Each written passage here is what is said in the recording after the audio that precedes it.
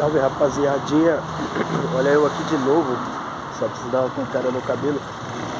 Como vocês já me conhecem aí, já pelas bicicletas motorizadas e pelas motos que eu já lancei já. Porém as cinquentinhas Shinerai, a minha cinquentinha deu problema. Eu passei pra frente, peguei uma motorizada. E da motorizada estamos aqui com a minha nova aquisição.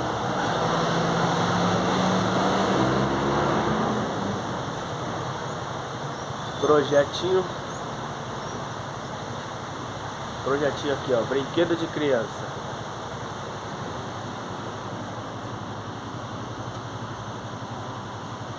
É aqui que eu ganhei a estrada com essa bichinha aqui. Fique até o começo do vídeo, assista o vídeo, curte e comenta. Fui.